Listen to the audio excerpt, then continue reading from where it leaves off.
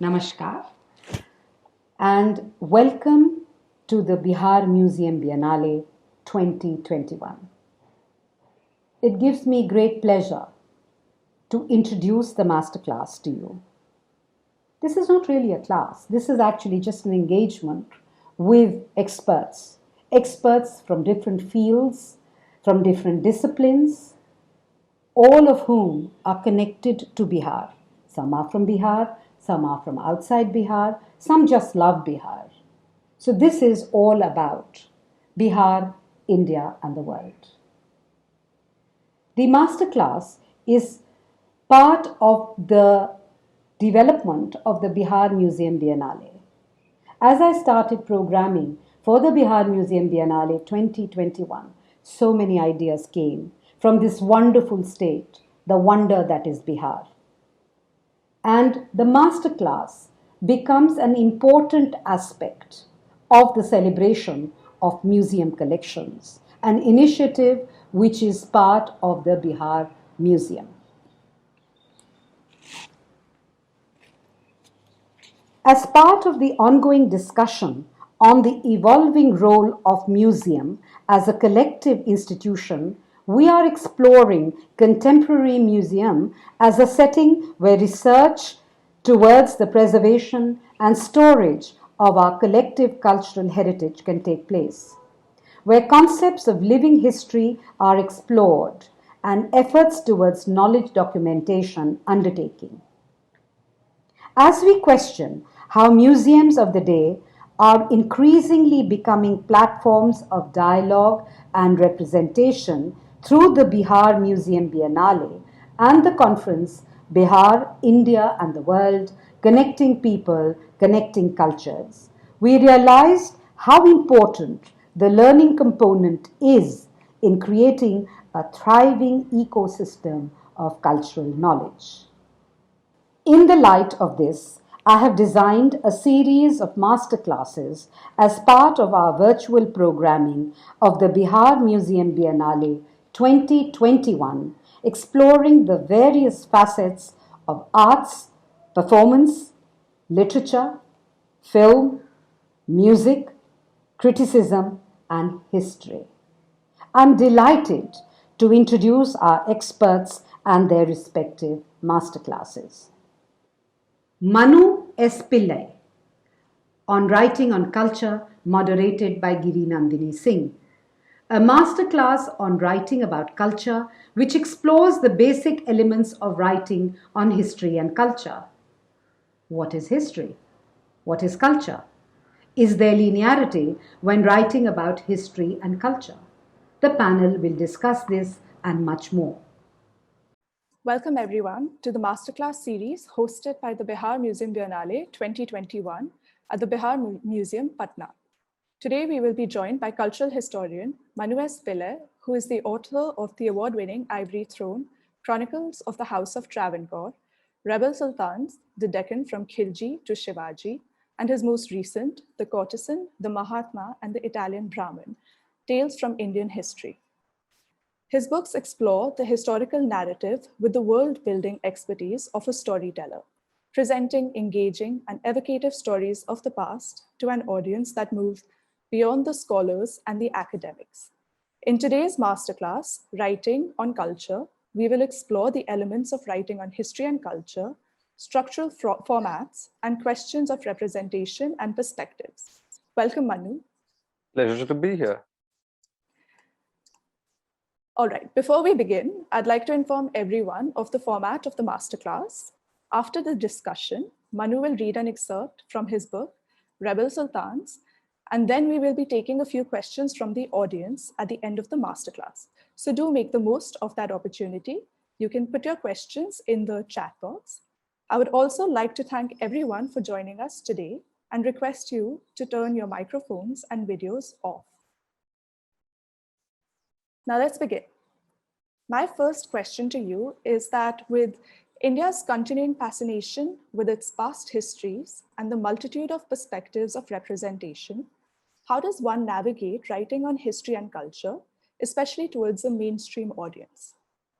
I mean, that's like, in fact, that is the chief conundrum one faces as a historian, especially somebody writing outside of the academic circle, which is that, in academia, and I have one foot in it, as, in my ongoing PhD, for example, your focus is very narrow. So you're already dealing with a very narrow canvas, very, microscopic even in terms of what you're assessing, how you're analyzing it, etc.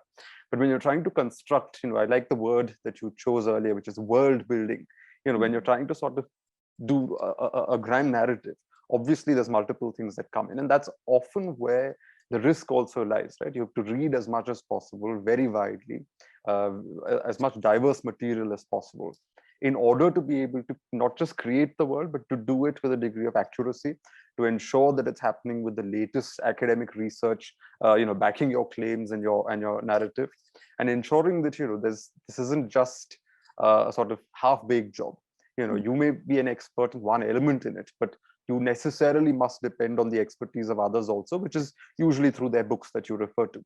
But it has to be the latest books, it has to be the latest material in the market, it has to be people of acknowledged standing and expertise, and that's how you sort of make sure that you've got the basics right.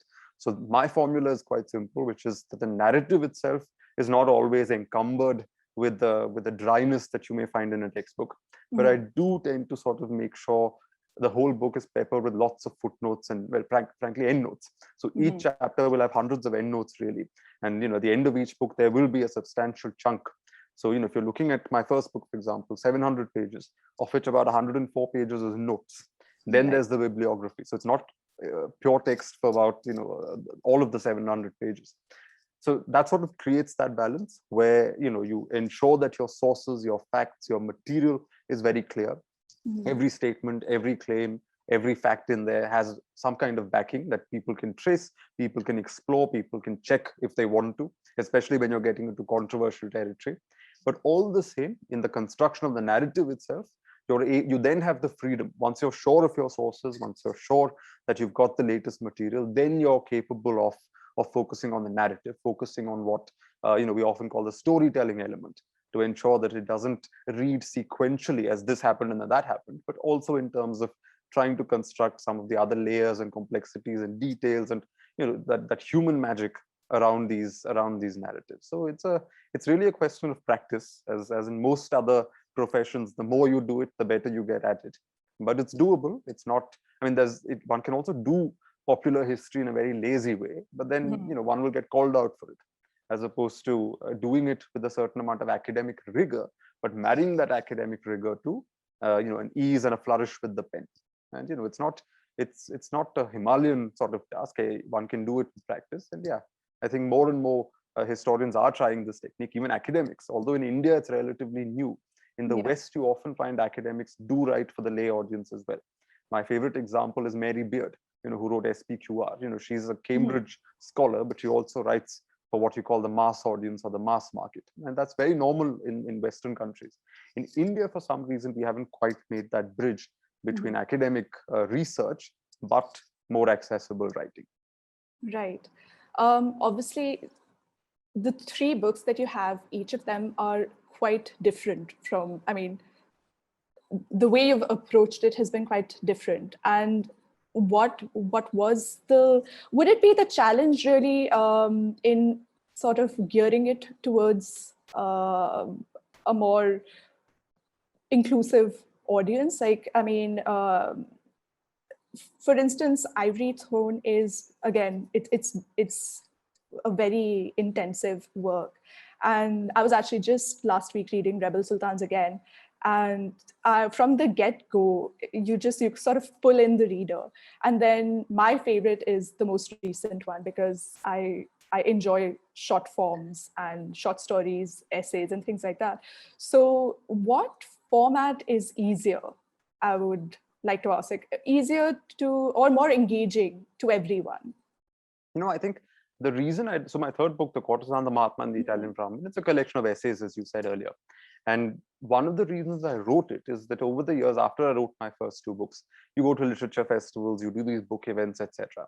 And often there are a lot of kids, college-going kids, sometimes even younger, who come, they're attracted to the idea, they end up leaving the session saying, oh, we thoroughly enjoyed the talk, we thoroughly enjoyed the discussion, but we're very intimidated by history books because we've never been taught to read history that way. We've never been taught that history can be engaging. We've never been taught that history can actually be fun if it's written in a certain way.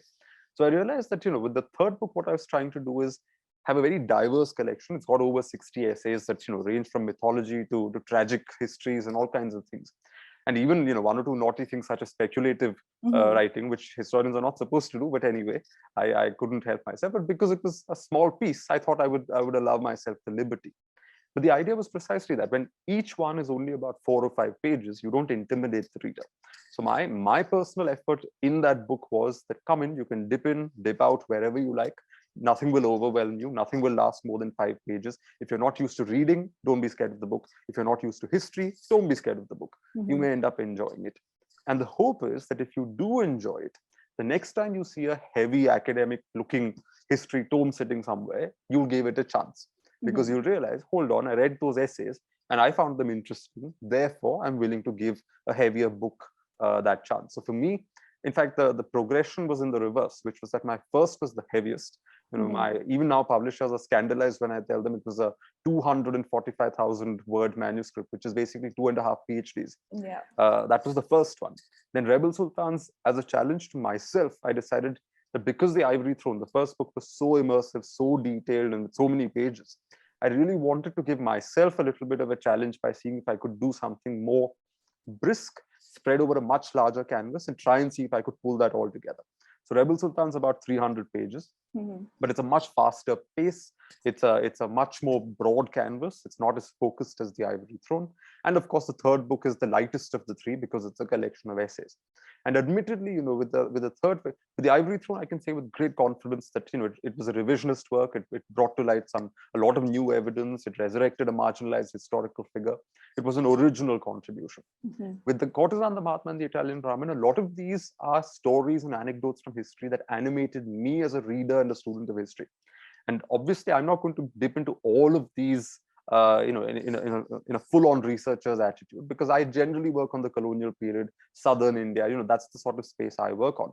So when I'm writing about the Mughals in essay format, I'm not really an expert on the Mughals, but I do make an effort to try and find the latest books, the latest material that's there, and put together something that it won't leave you with anything egregiously wrong. It will give you a flavor of the subject, and then there's a sources section where you can actually go pick up books that I've cited of the various scholars who do work in detail on the Mughals. So instead of going from the lightest to the heaviest, I actually began with the heaviest and then moved towards the lighter one, chiefly because the idea was, how do you draw more people into history? How do you draw more people into books? Because they shouldn't be intimidated by books. We often have this grievance, and I hear this a lot, when I'm wearing my academic hat, for example, where people say, nobody reads anymore. There's so much fake news going around, fake history going around, WhatsApp history, all of that. But lamenting it isn't enough. We also need to make an effort to try and reach out to the reader. The tragedy is that so much original work, so much amazing work is restricted to what I call the seminar circuit. And it doesn't really leave that space and move into a larger space. And admittedly, in today's world, where people are waking up to their own past, people are interested in heritage and history, there are so many other platforms and media through which historical episodes are being recreated, whether it's film or OTTs, etc., that I think it's important that we make an effort to do good, well-researched history, but in accessible prose. And there are a bunch of people in India who've made an effort, and I think it's working very well. Yeah, I think, in fact, as you said, with your works, I do think that there are you tend to pull out these anecdotal pieces, which otherwise haven't really been highlighted, or you don't get to hear those stories. And they are very much, very relatable, I'd say. So oftentimes you think of historic personalities and events as these larger than life, kind of distant from how our general everyday life is. And I feel that a lot of your writing, it brings that wall down in a certain way. And what about the research aspect of that? Because I don't know how easy it would be, how accessible finding these treasure trove of anecdotes would be. And of course, what about the documentation that must have gone behind? So if you could just talk a little bit about the research aspect of it too. Yeah, you see, the thing is, a lot of this is there. That's the amazing thing, right? Like, uh, people think that I bring a certain irreverence into the writing, which is there to a certain extent. Like, even though I take the research very seriously, when I'm writing, I don't give my voice that kind of extra seriousness, because I think we need to also be able to look at the past with a sense of humor, to be able to appreciate the humor in the past. But all the same, I'm not really inventing the humor. The humor is there. It's just amazing how many kinds of stories we have, the kind of poetry that's there. Now, when we think, for example, in our school textbooks, we're often taught about this thing called the Bhakti movement. Now, there are academic quibbles with the idea of a movement, etc. But the point is, we think, oh, all these pious people sitting and chanting God's name and praying to God. But really, you dig beneath the surface and you discover that the Bhakti movement was a lot about dissent, about original ideas, about expressing yourself in ways that were beyond or outside the pale of what was socially appropriate. Now, one of my favorite examples is this Bhakti saint called Janabai. She was in Maharashtra. She's a lady. We don't really hear much about women in Indian history, but here you have a female Bhakti saint. But she was also a kitchen maid. So already the idea of Bhakti saints as some kind of spiritually highly evolved people who sort of in an esoteric space all the time, you crash that because she's a kitchen maid. What does it, to begin with, what does her context suggest to you? That even a kitchen maid has a right to an opinion, has a brain, has an original mind, and that has value. Bhakti saints are not people who occupied a different planet. They were people like you and me. You can immediately relate to her. Now, the other interesting thing is, as a kitchen maid, her poetry and her bhakti is also constructed in the kitchen. So God, when he comes to her, God, when she meets God, it's not in a temple, it's not through priests. It's God who comes and helps her. He removes lice from her hair. He helps her with her chores in the kitchen. She has a very personal relationship with God. But the other thing is, there's also dissent in this. For example, a very famous, well, not famous, not enough people know it, but one really amusing and entertaining, a couplet that she's composed is, God, do me a favor and kill my mother-in-law. God, while you're at it, kill my father-in-law also. And then she keeps adding other people down to her sister-in-law into the list of people she wants God to bump off and make so that her life is easier. Now, the thing is, you don't think of saints very many centuries ago sitting and talking in this kind of language, this kind of irreverent, humorous language. But there is also dissent. She's communicating something with it as well. She's not actually married. Janabai was never actually married. But as a woman, she knew that she was tied to the kitchen. She was a maid in the house of a male Bhakti saint. The difference was the male Bhakti saint had the freedom to go out, engage with those esoteric ideas, meet saints, etc. As a woman, her world was constrained. She was tied up in the kitchen. So when she's complaining about mother-in-law, father-in-law, sister-in-law, she's in a way complaining about the domestic world of a woman. She's complaining about the fact that being born a woman means you're stuck in this particular phase. You come down a few centuries and you find another Maharashtrian Bhakti saint called Bahinabai. Bahinabai's journey is somewhat different in that she has the flair, she has the originality, she's amazing, she's composing poetry, people love her. And she sort of, this is in her first person, it's a first person narrative. And she herself admits that her husband gets very insecure. Now, insecure husbands, whether you're in the 15th century or the 21st century or even the 5th century, it's a constant, right? There are always insecure husbands where women are strong and where women have personality. The difference is where Janabai wants to bump off all these people just to get rid of the headache. Bahinabai says, look, at the end of the day, I just have to live with this man, so I'm going to make my peace with this patriarchal system.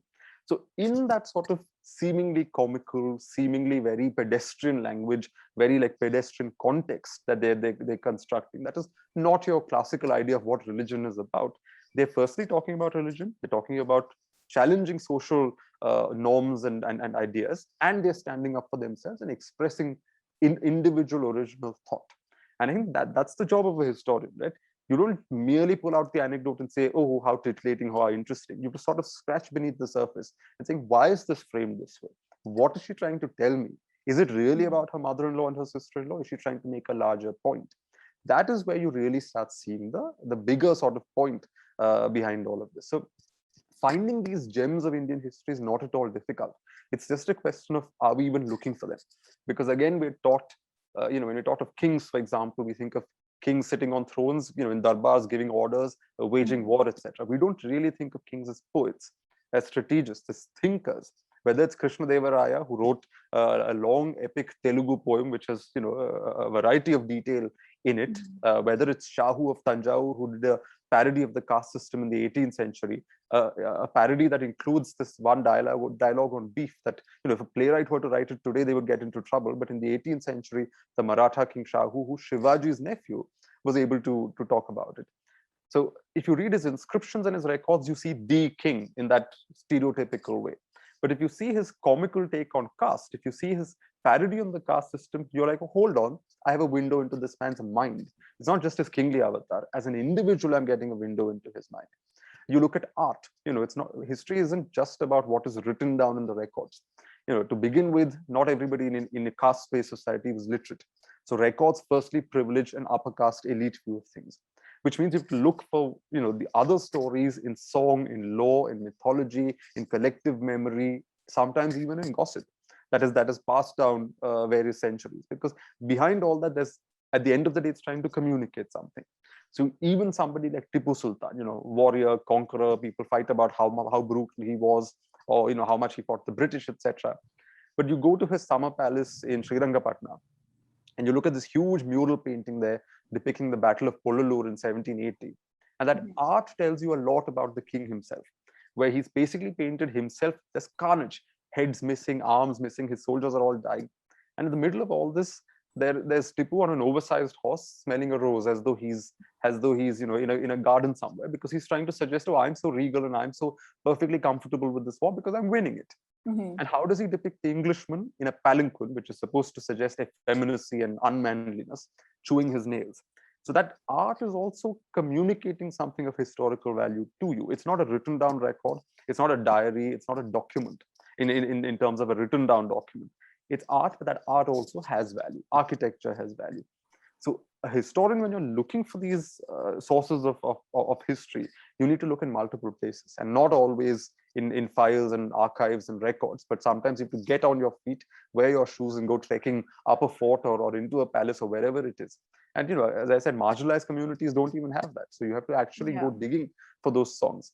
We've lost so many Dalit heroes, for example, from the past, because nobody's codified their history. When I was working on the Travancore book, there was this one character called Chengannur Kunyadi in Kerala I kept trying to find, because he was supposed to be this Pulaya community leader and a warrior of some kind. But nobody remembers anymore, because it was never put down in textbooks. It was marginalized history, and eventually it faded away, and it's practically disappeared as far as today's members of that community are concerned. Even they don't know his stories anymore, unless you find somebody who's of a suitable age, in their 80s and 90s. So that's why if you're looking for these stories, you have to look in multiple places, and the stories are there. It's just a question of finding it. Yeah, that's actually quite interesting that you bring up representation, because that is my next question. Because one of the tasks of the historian is, again, to understand the interplay between culture and society and how this manifests. And in light of this, how does the writer approach the task of unraveling history within the cultural context to create true and genuine representation, to sort of create that holistic view of the historic period? I think to begin with, read very widely, because the more you read, the more your brain is attuned to the existence of those complexities. The more you know that, look, can I use this word here? Sometimes it boils down to that. Can I use this particular word here? Because does it seem too categorical, or am I leaving enough room open for a future revision? Because if it's too categorical, do you really have the authority to make that categorical statement? What if fresh evidence comes to light in 3 years from now, or even 30 years from now? If you're not sure, you have to make sure the wording that you choose is also careful. So a lot of this eventually boils down to how you present that material, how you're making an argument. Even sometimes your material can be very slender, but in how you sort of use that to push an argument, there's a degree of let's say sophistication that needs to be followed there. Again, with practice it gets better. On the question of representation, so that's the other thing, right? I've often wondered, where are the women in Indian history? You have your handful of people. You have the Jhansi Rani, you have a Mirabai, you have a few odd characters like Ahilya Bai Holkar, etc. But there are so many women that are missing. Even the women that we do have, we often reduce them to caricature versions rather than really fleshing them out as intelligent human beings who contributed something to society. I mentioned these bhakti saints, right? I often give the example of Mirabai, because we think of Mirabai and we think Veena in her hand, or a musical instrument, and Krishna. This is the limit of her world, and she wanders singing praises of Krishna. But you look at her own poetry where the biographical element appears. And she basically talks about how her husband died. She didn't want to marry, but she was made to marry as a young girl into a Rajput royal family. Her husband dies. They say, you must commit sati. And she says, I will not be a sati. There's already defiance there. She's saying, I'm not going to do it. Her in-laws and her brother-in-law oppress her. They're trying to poison her, put snakes in her room, whatever it is. She says, none of this scares me. They say, okay, if you're continuing as a widow to stay alive and not becoming a sati, then you must behave like a widow. And she says, no, I'm going to go out, meet saints and intellectuals I want to meet. I'm going to do what I want. I'm not going to follow these rules. So the Krishna Bhakti is, in a way, of course, there is the piety and there is the devotion.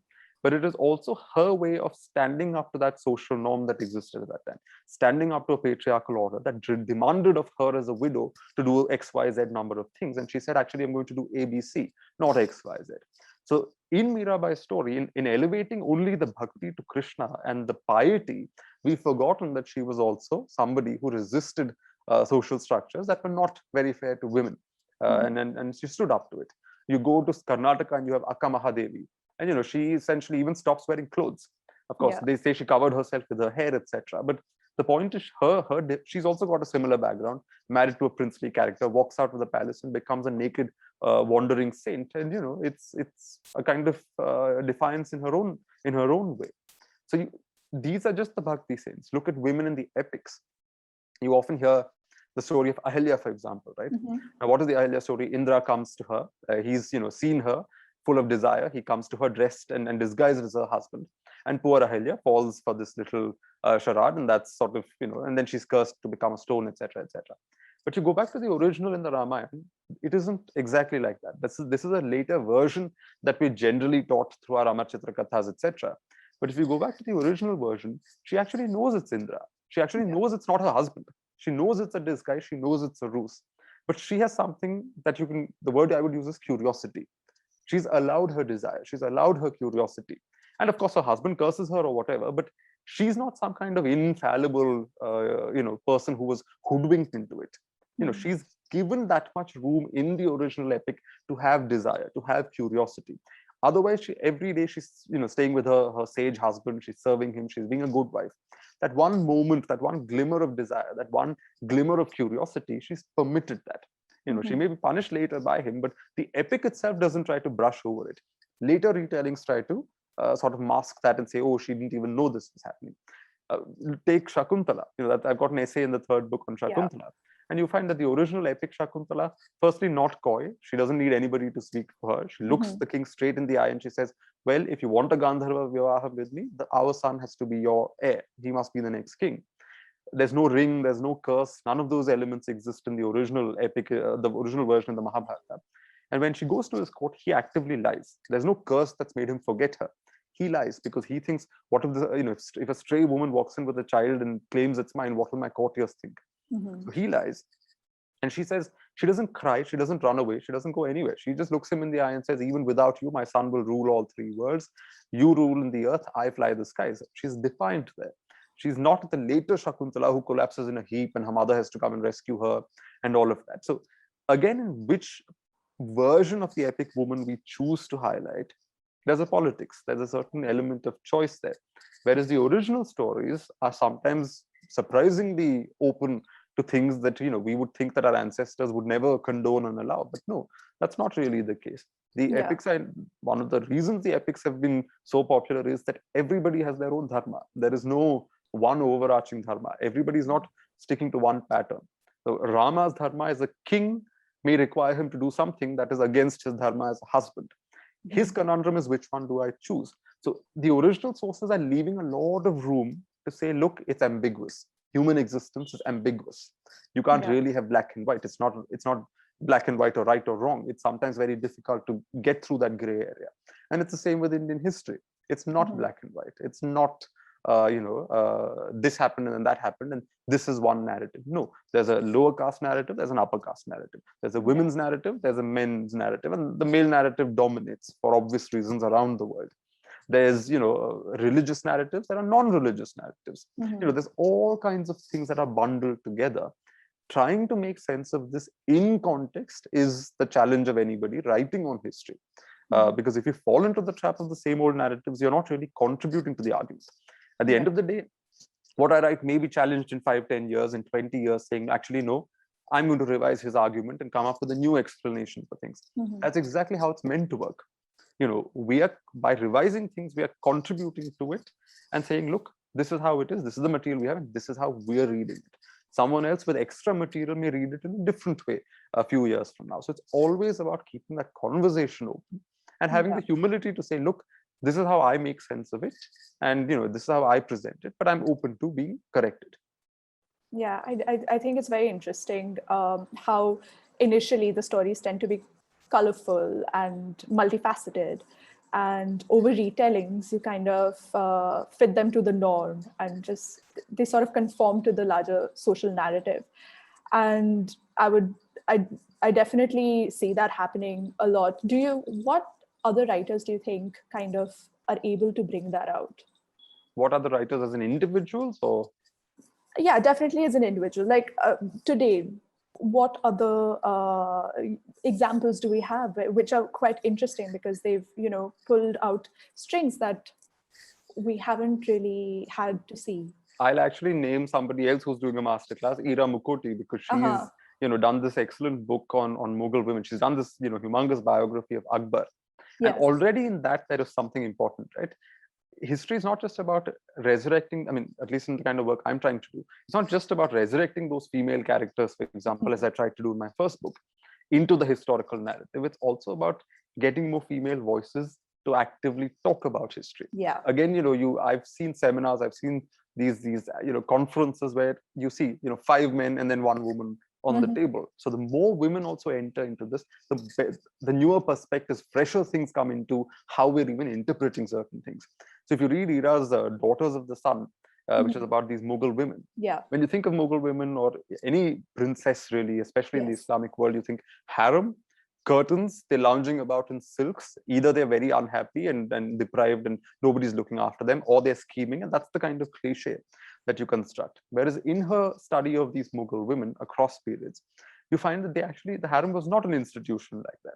The harem was a very dynamic place. These women had business interests. Akbar's Rajput wife, Jahangir's mother, she was a huge trading magnate. She had one of the biggest ships in the world. She had investments across India. She constructed mosques, tanks, whatever you want. The Portuguese burn one of her ships. She pays them back in kind and kicks them out of the Mughal court. She's one of the highest imperial ranks in the Mughal system. So she's not a woman lounging about in her harem, eating grapes and just wearing her jewelry and admiring herself in the mirror. This is a woman who's got a job to do. You find she talks about other Mughal women who were diplomats. They say a son rebels against a father, or 2 brothers rebel or fight each other or whatever. Often it is the elder woman in the family, the grandmother, the aunt, the great aunt. They will go out and they will make peace between these 2 warring factions. A king cannot forgive a rebel, but the king has to forgive his son. How do you get over that quandary of how are you going to get through this problem? So an aunt or a grandmother bringing that boy, holding him by the hand and getting him into his father's presence and saying, touch his feet and get over with this. She's playing the role of a diplomat there. Yeah. They used to travel with these women, riding on horses. Yashaswini Chandra recently wrote a book about horses, and we think horses and warriors. But no, Akbar's mother, heavily pregnant, on a horse trying to escape India for Persia. At one point having to eat horse meat out of a helmet. These are women who also have had their share of experience. They're not sitting coyly in a fort or in a harem doing nothing. Even when the situation emerges where they are largely in Parda, etc., they have their trading interests, they have their networks.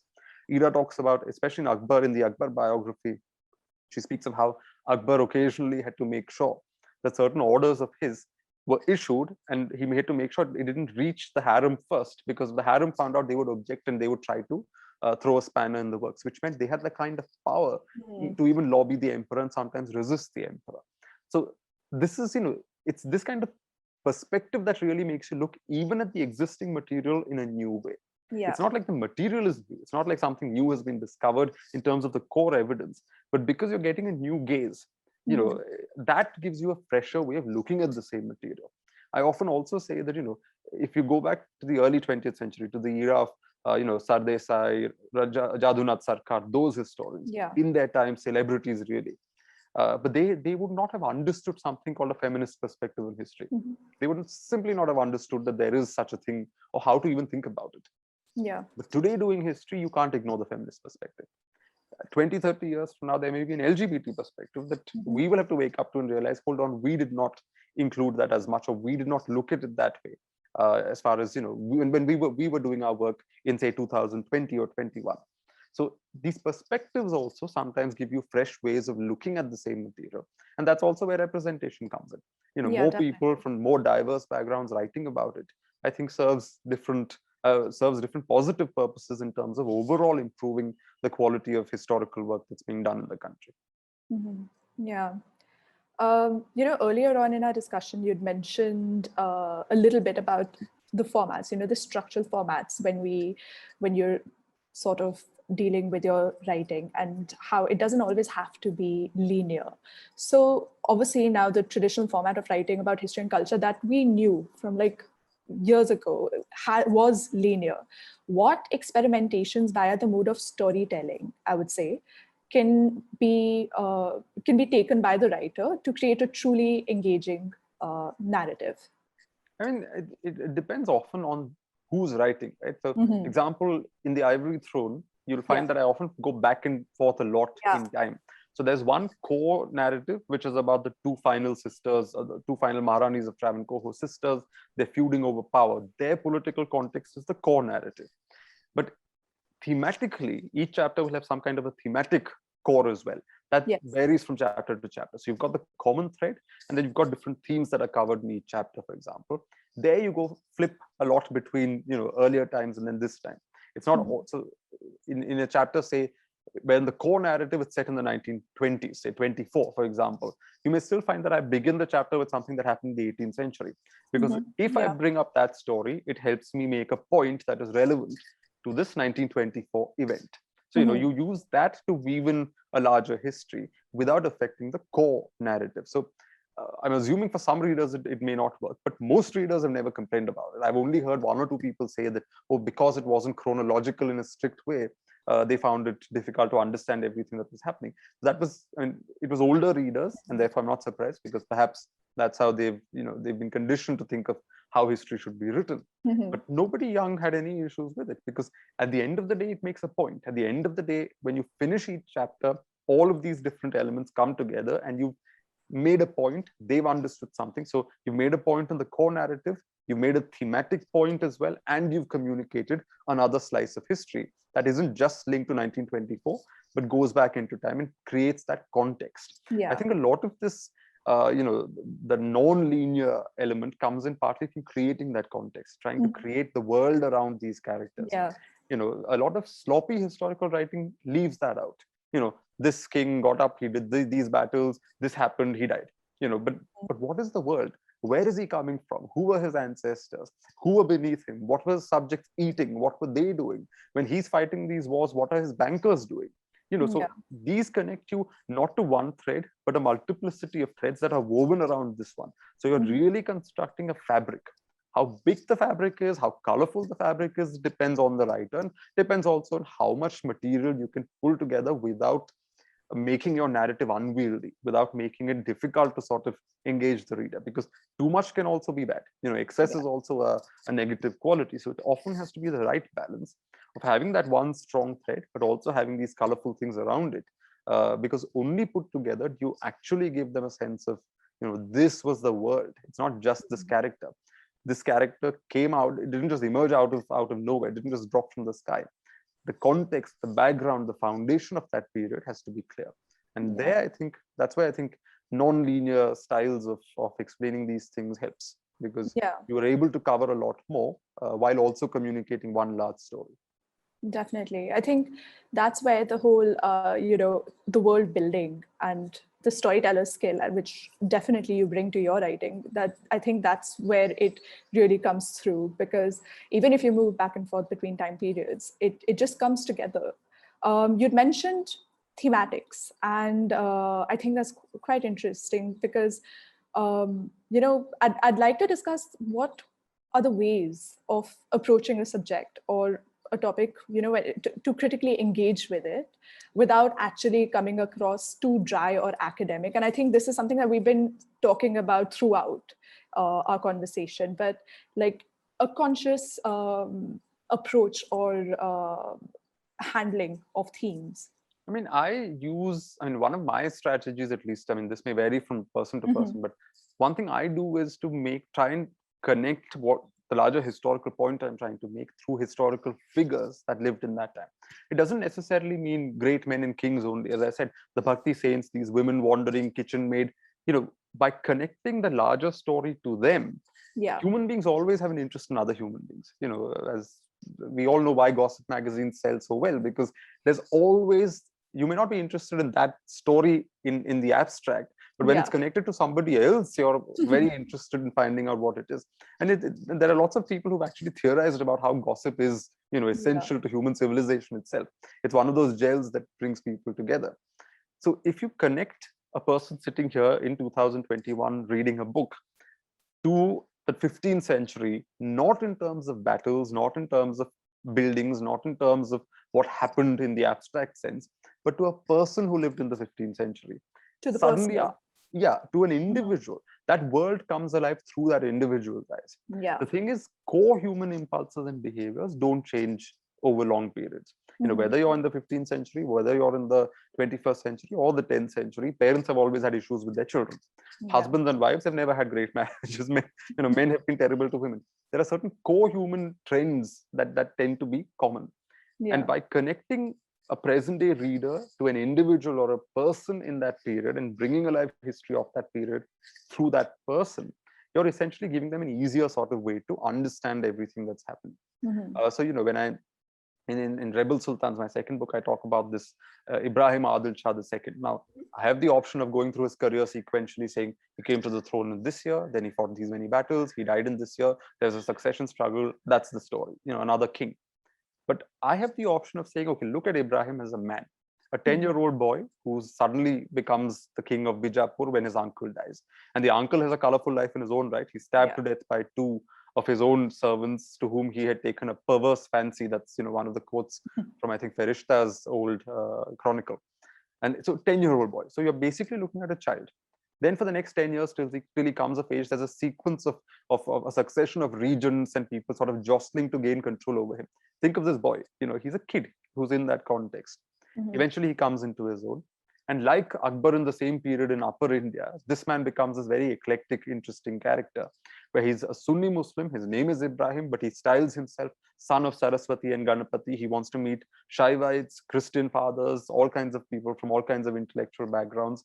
He's also got a comical bone in him. On the one hand, he's a great builder of cities, etc. He constructs this place called Noraspur, just as Akbar builds his Fatehpur Sikri. On the other side, he's also interesting in, like, there's this mischief in him, which is also really interesting, because there's this one episode where Akbar sends him an ambassador, and he's supposed to come to an agreement with Ibrahim Adil Shah, get his daughter married to Akbar's son, and send the princess to the Mughal harem. And Ibrahim very coolly receives the ambassador and then keeps bribing the ambassador, so that the ambassador, instead of closing the treaty, spends 3 years very nicely collecting money, becoming richer and fatter on the largesse of the Adil Shah, who's not his employer. He's Akbar's employer, but he's getting paid by the Adil Shah. And Akbar is frustrated. He's pulling his hair out, thinking, what is this man doing? I have to send a new ambassador. And the second ambassador is told, you can't spend more than one night in Bijapur. This has to be closed within one night. Ibrahim is again even shrewder. When this man reaches about, say, 2 weeks distance from the capital, Ibrahim says, okay, no, I'm very busy here. I can't entertain you right now. So you stay there for a while. Bombards him with dancing girls, halwa, biryani, whatever distraction he can find, just to keep this ambassador away from Bijapur. When he comes to Bijapur, he tries to entice him with bribes, tries to get him to stay longer in Bijapur, flout Akbar's order, that forget the one night thing. Ambassador doesn't listen.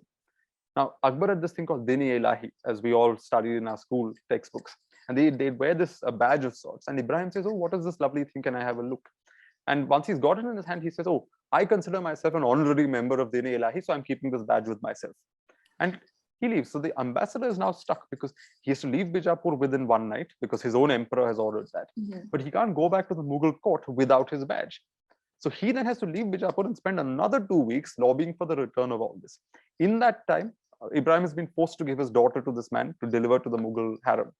That daughter and he orchestrate an escape so the daughter can try and run back. I mean, this is so much dramatics that's sort of working out in the middle of all this high politics.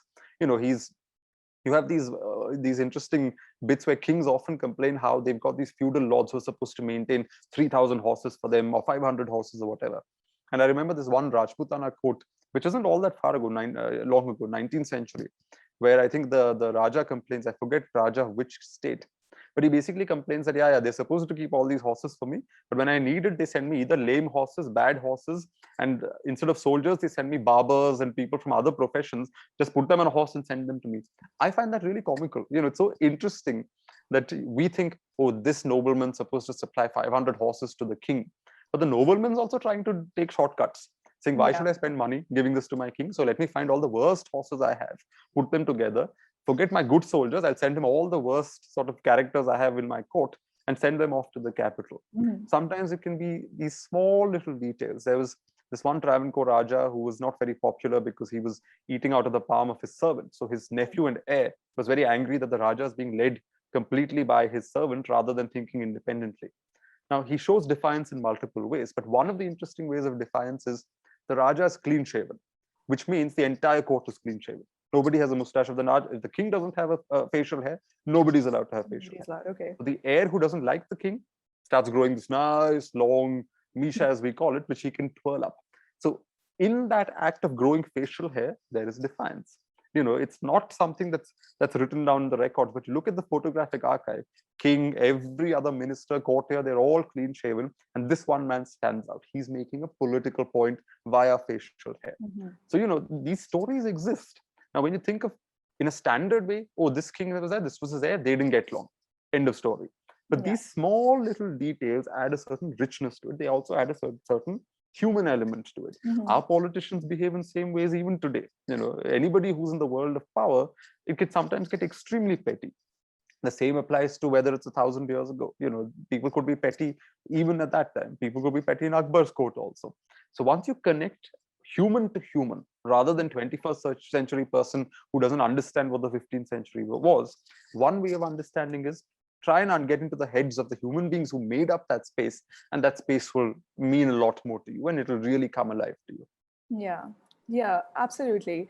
In fact, you know, I mean, now we'll move a little bit towards talking about cultural writing as a whole. And I think I mentioned this at the beginning of the masterclass, how my favorite of the three books is The Goddess in the Mud and the Italian by Brahmin. I think the short essays, and you know how it's like an eclectic mix of all of these anecdotes, I truly enjoyed that. So considering that, and then your column in Live Mint, which I think ran for 2 years, 3 years, something. 3 years, right? Years.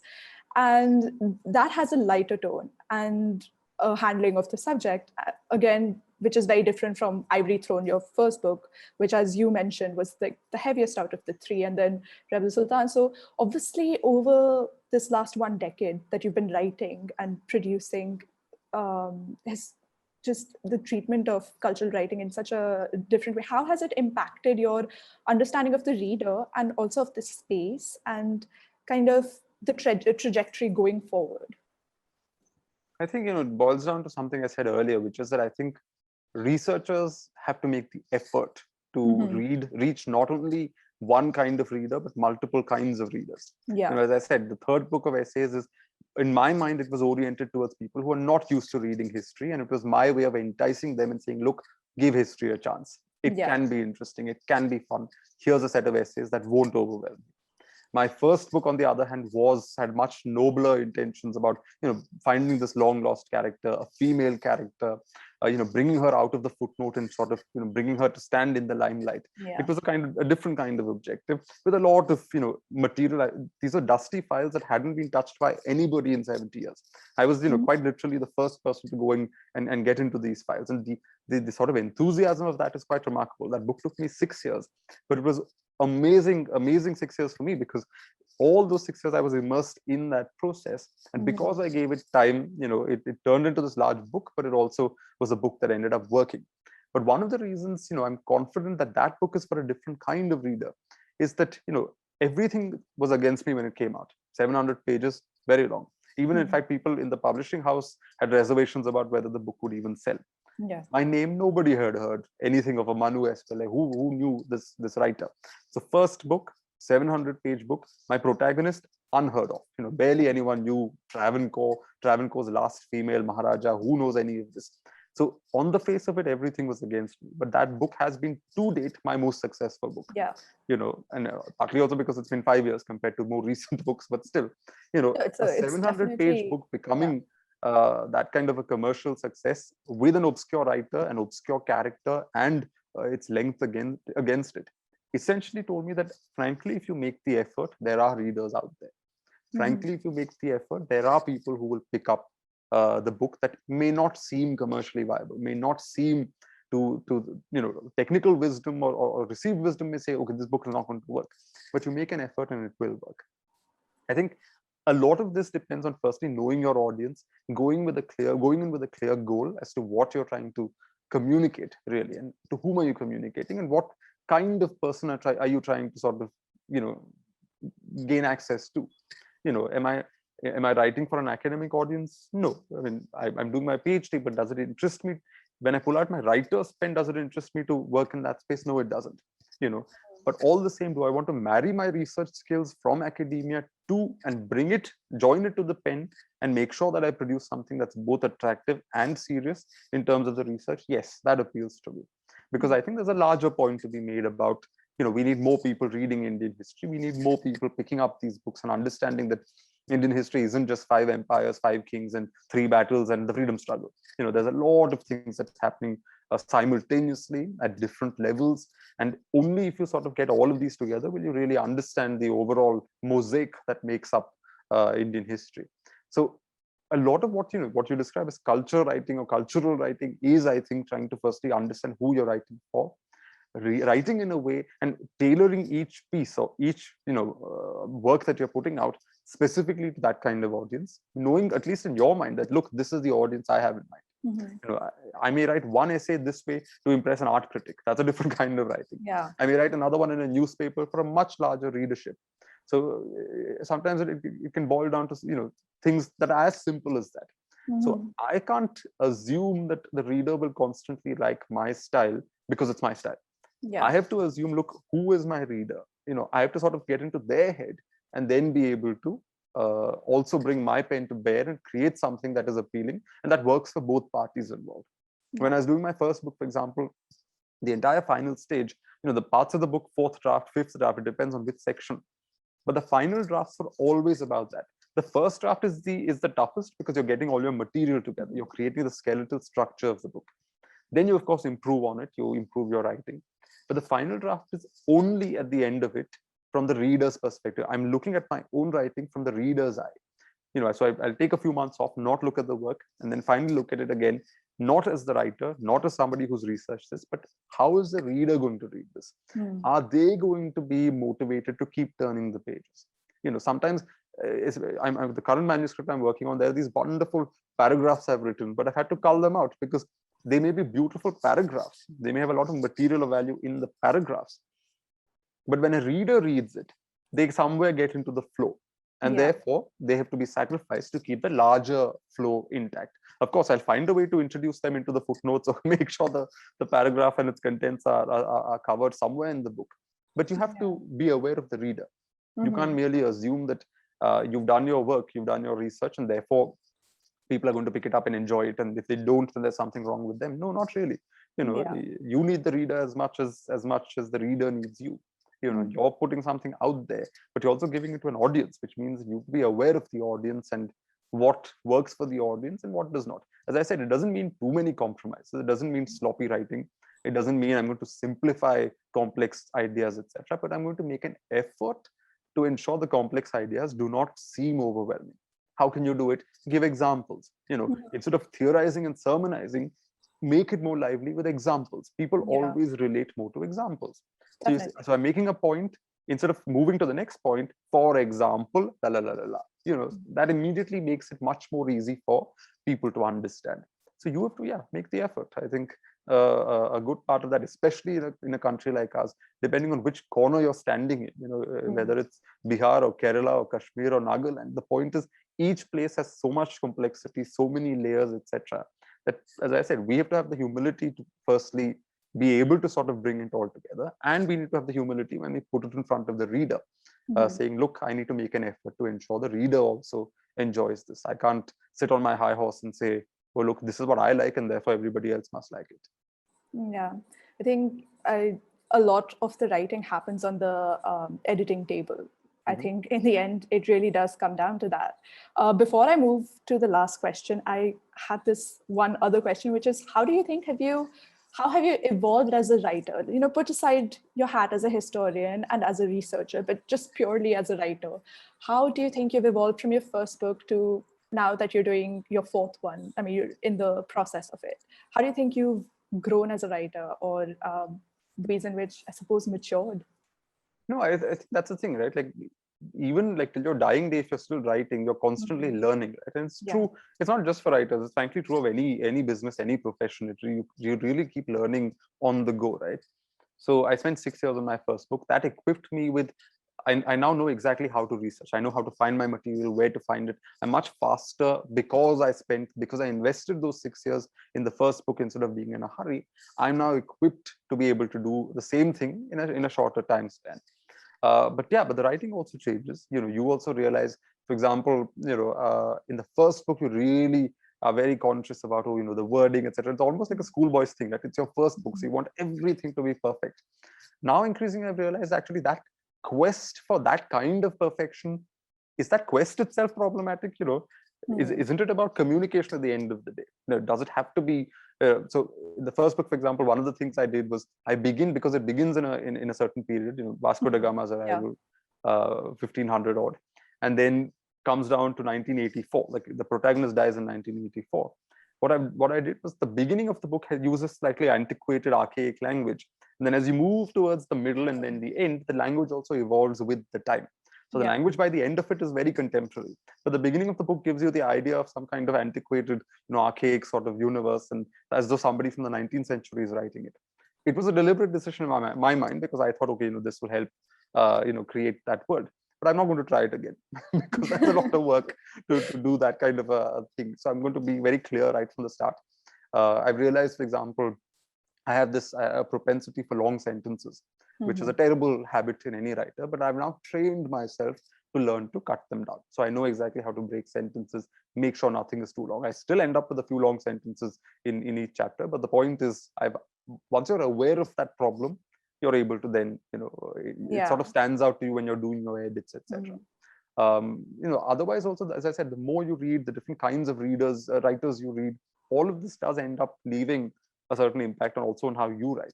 Your own age leaves an impact. So I started writing at 19, published my first book at 25, but I'm 31 now. So there's the person who published the first book is not the person who's sitting in this conversation here now. I mean, in some level, yes, but at another level, no, it's also not the same person. It's an older person with different priorities, with a different way of looking at the world. And this is where I think the historian subjectivity also comes in, right? People often say, especially on Twitter and all that, biased historian, not objective historian. I was like, no historian is objective. Objectivity is an aspiration. It is not a lived reality. At the end of the day, what historians are trained to do is minimize subjectivity. You cannot fully erase it. It's simply not possible. We are also creatures of this world. We are also creatures of this society, which means that, no matter how much you try, there may still be a 5% margin where your subjective choices and your subjective biases may subconsciously enter the narrative or the writing. And it's fine so long as you acknowledge it exists. So if somebody says, that writing must be completely objective, it can never be completely objective. That 5% margin is always there. The difference is there are some people who make no effort at all. So there the subjectivity is some 50%. So that's equally problematic. You have to minimize it, try as far as possible to be objective, to be above your subjective views on your topic. But it's a battle you have to constantly fight. You have to constantly keep yourself alert to is my bias getting into this, or am I being purely led by the evidence, or am I reading the evidence in a way that fits my argument that I've already decided in my head? So that's really where one has to really sit back and say, which of these is the thing I'm following? Because ideally, I should allow my evidence to lead me, not lead the evidence towards a decision I've already made. But sometimes you really need to pause to be able to do that. And especially in a time when history can be very political, etc., you sometimes do have to be very cautious about this kind of thing. It sometimes means you end up saying unpopular things, you end up saying things that powerful segments or powerful social media voices at least may not like. But the thing is, you have to sort of at least make an effort to sort of stay true to the material, rather than allowing your views to color it. Yeah, I think it's very interesting to have a window into your toolkit. And I think as far as long sentences are concerned, that tends to come up a lot in historic and art writing. You see a lot of writers use long sentences. I think that's just a given in the field. Yeah. I think throughout our conversation, we've been talking about engagement, but just, as closing remarks, I'd ask you, is it possible to create like a sort of participatory engagement with the lay reader, not just a scholar or an academic, but with the lay reader, when you're handling what can be seen as an intimidating subject, such as history and culture? How do you create that exchange? And you have created that exchange. I mean, I'm sure that you get a lot of readers across the board. Yeah, I think, one thing is, as I said, the writing should be accessible. You don't fill it with jargon, don't fill it with terms that will immediately put off a person who's not used to that kind of scholarly language. And I think that's the first battle won. You just use language that's relatable. Doesn't mean you have to tone down your vocabulary and not use big words, etc. But it just needs to be big words that people generally understand. So it's okay. There's a balance there. The other thing is, a lot of it increasingly, I don't know, some people say it's good, some people say it's bad, but increasingly it also depends on each writer. Increasingly writers have to also communicate in ways that are not just via writing. So there are literature festivals, this conversation we're having.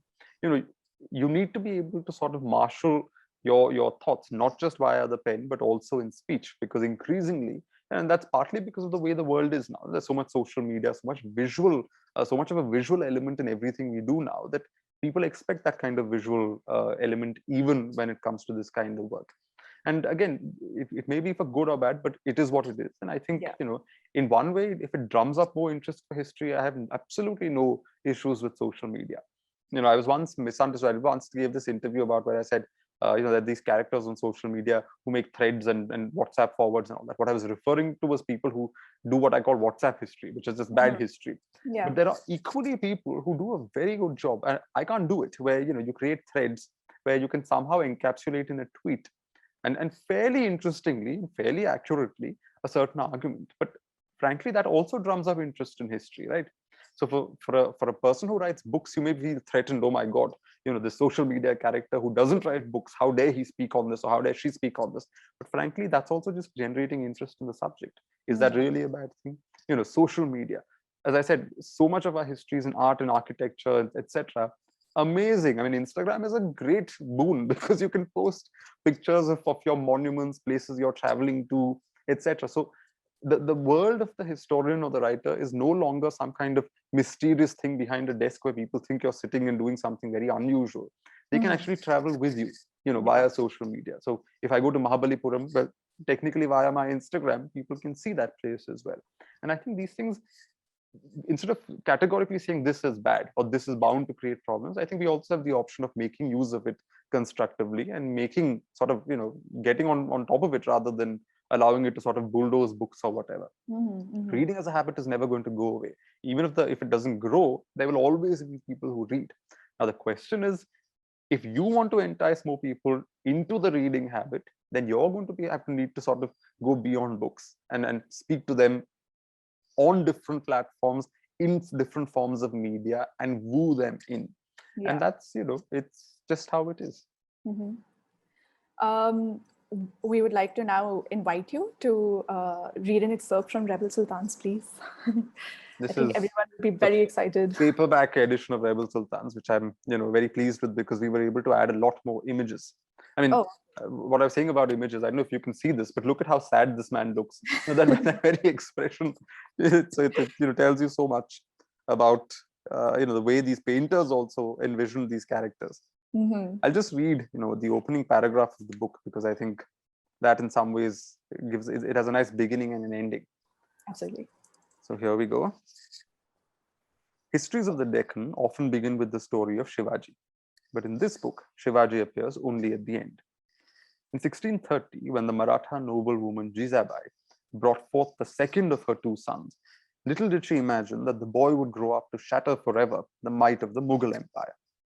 But the Deccan into which Shivaji arrived was already a fascinating place, populated by remarkable men and women who all claimed for themselves the esteem of posterity. In that very century, for instance, it had seen the daughter of an African slave become queen to a local potentate, cheerfully conspiring to murder a more favored Persian wife. A few decades later, in another corner of the plateau, an ill-fated Brahmin minister curried favor with Aurangzeb, delivering to that emperor cartloads of mangoes while plotting covertly to thwart his majesty's imperial designs. The Deccan was that land where a Muslim prince warded off hysterical interventions by the orthodoxy when it was discovered that he exalted Hindu gods over the teachings of the prophet. Saints and divines too solicited their share in this world of fortune, worshippers of Shiva descending every year upon a celebrated Muslim shrine. There were splendid palaces with golden thrones and forbidding fortresses with thunderous guns. Fine horses bred in Iraq trotted along the Deccan's roads, even as the region's elite succumbed to the sartorial fancies of their friends in Iran. Travelers from lands as diverse as Burma and France descended upon the Deccan's dusty plains, while its harems bewildered European doctors who encountered begums with skin as pale as their own. The Deccan to the world was uniquely Indian. To India, however, it was a mirror of the world.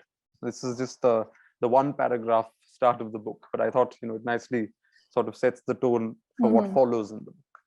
Yeah, thank you so much for reading for us. And I think you just made my point.